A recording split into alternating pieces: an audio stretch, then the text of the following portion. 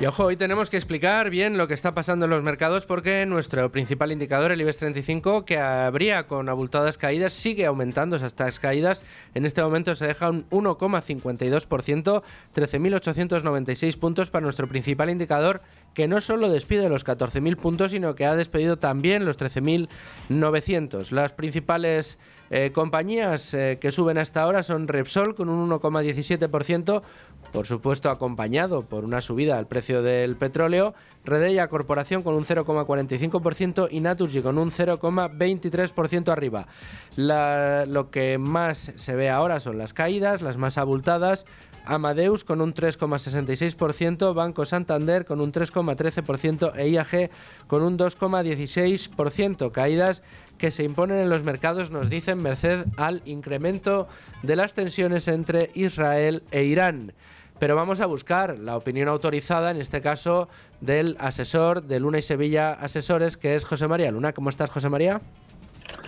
Muy buenas tardes, estupendamente, siguiendo muy de cerca el devenir de los distintos mercados de capitales y con ocupación y, por supuesto, también con preocupación con lo que está sucediendo, ¿no? Fíjate, Pero José vamos, María, dime. sí, fíjate que estábamos comentando, precisamente en el día de ayer, cómo el conflicto entre Irán e Israel había generado bastante preocupación en las bolsas, pero ayer se daban la vuelta, a estas horas están cotizando con subidas y parecía que esa incertidumbre se había aplacado. Sin embargo, nada más lejos de la realidad, ¿no?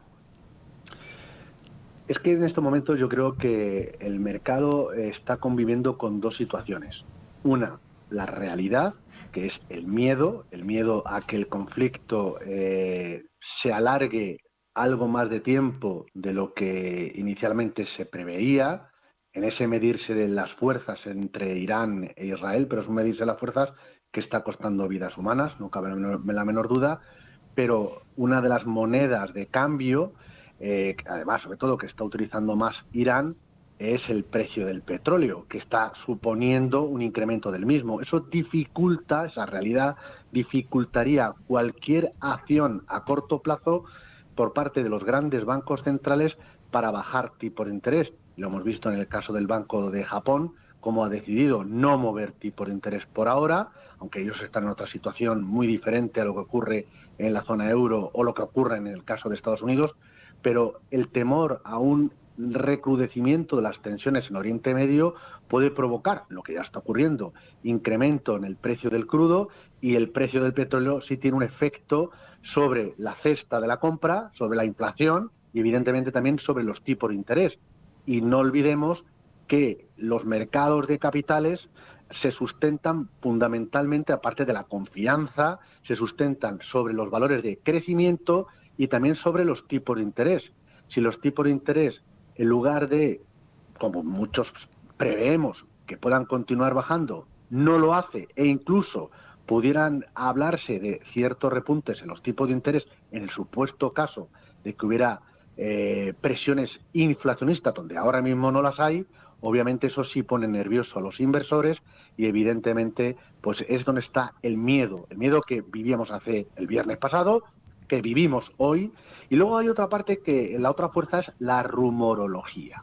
Y la rumorología está en el hecho en cuanto hay cualquier rumor, cualquier posible noticia de extensión de precisamente de los conflictos, ya sea conflictos arancelarios o en este caso conflictos bélicos. Cualquier relajación, posible relajación de esas tensiones, lo que hace es que el mercado, en lugar de mirar a algo que es, bueno, pues inherente a un conflicto bélico, en cuanto mire a los fundamentales de las empresas, de la economía en general, ahí el mercado o el dinero vuelve de nuevo a fluir hacia los activos financieros de riesgo. Con lo cual, me da la sensación que si esto no se arregla, en las próximas semanas vamos a estar viviendo entre lo que es rumor frente a lo que es el miedo. Rumor, en este caso, podrían ser rumores positivos, que relajaría las tensiones y evidentemente eso haría que los mercados se vistieran de color verde, pero si no hay esos rumores de acercamiento de posturas,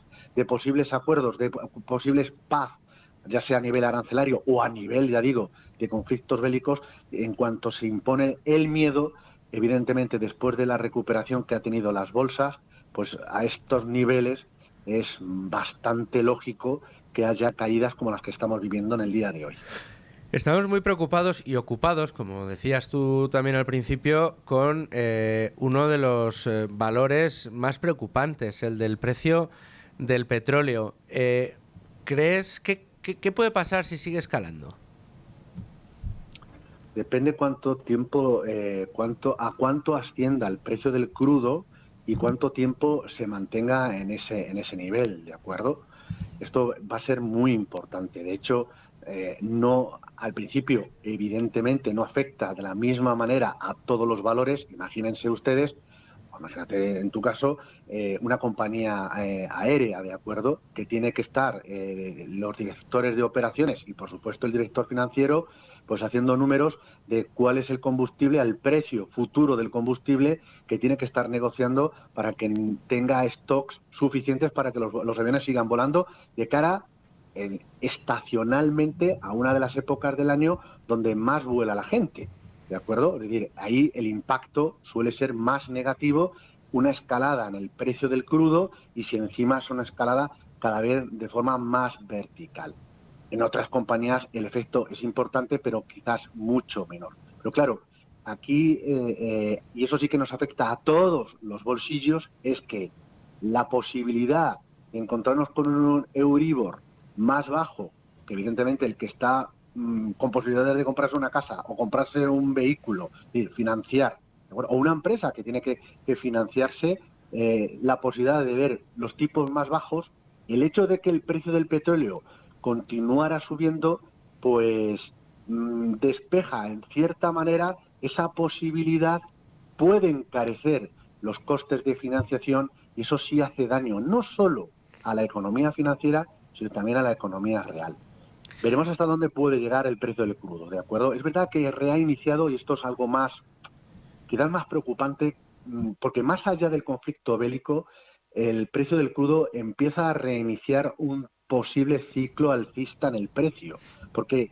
Pues porque hasta ahora donde más ha habido inversión, lo que nosotros los financieros llamamos el CAPEX, ¿de acuerdo? Las inversiones de las empresas, ha sido todo lo relacionado con la tecnología, pero se ha invertido muy poco en el mundo analógico, entre ellos las commodities, y muy concretamente en lo que es materia prima energética. Si se empieza a invertir más en lo que es el mundo analógico, entre ellos las energías, pues se darían dos efectos bastante peligrosos para el crudo, para el precio del petróleo, y eso tendría, insisto, una situación complicada para los tipos de interés y el pilar, insisto, uno de los pilares que sostiene a los mercados de capitales, pues empezaría un poco a tambalearse, con lo cual es de esperar que tengamos semanas de volatilidad creciente. Vamos a estar muy pendientes de ese precio del petróleo y de otras materias primas que se están convirtiendo en grandes protagonistas en estas jornadas de inestabilidad en los mercados. Hemos hablado del petróleo, ha sido habitual hablar también en este espacio del oro, que sigue en máximos históricos, pero entra en juego la plata. La plata ha ganado atractivo cuando el oro, además, después de hacer máximos, ha tenido una pequeña corrección, lógica y normal, puesto que en el precio de las materias primas no solo está las compras de contado, que pueden hacer un banco central, por poner un ejemplo, sino también están todas las operaciones con derivados que se efectúan sobre estas materias primas, y en concreto los metales preciosos, ¿no? La plata ha ganado algo más, sin duda alguna, bueno, pues diríamos de brillo, pero sí que es verdad que como activo refugio, más allá de la plata, el oro sí que sigue siendo un verdadero y buen activo de refugio y también, además, un valor o un activo que se contrapone ante las dudas, más allá de los conflictos que puedan existir, también las dudas en torno a la sostenibilidad de este enorme déficit fiscal que también adolece la economía, la primera economía del mundo, que es en este caso Estados Unidos. Con lo cual, moraleja, puestos a elegir entre el oro y la plata, me sigo quedando con el oro como activo refugio frente a la plata, que hay otros componentes, entre ellos componentes industriales que pueden sostener o no el precio de la misma, ¿no? Por último, y en un minuto no tenemos más, José María, ¿cómo ves el Bitcoin? Muy correlacionado con los activos financieros de riesgo. Es verdad que lo hemos hablado aquí muchas semanas, que en cierta manera puede ser otro activo el mundo cripto frente a los problemas de gasto público, endeudamiento, déficit fiscales, pero la realidad es que se sigue moviendo por factores más especulativos. Cuando el miedo vuelve de nuevo a hacer acto de presencia, es normal que días como el de hoy, todos aquellos activos financieros más riesgosos, por llamarlos de alguna manera, pueden sufrir, con lo cual es normal que veamos la caída. La perspectiva no sigue siendo buena, pero no es ajeno, no es un escudo contra la volatilidad. El verdadero escudo contra la volatilidad puede ser el oro o la liquidez, por supuesto que sí, o si queremos aprovechar como si fuera una palanca táctica la situación actual de tensiones geopolíticas en Oriente Medio, sin duda alguna, invertir en petróleo, y hay muchas formas para hacerlo. Bueno, pues lo que siempre decimos, que para llevar a cabo todas estas estrategias, que mejor que tener un buen asesor financiero de nuestro lado, que labor que sé que desarrollas de una manera extraordinariamente positiva. José María Luna, muchas gracias como siempre. Un placer, que tengáis una muy buena semana. Gracias por todo.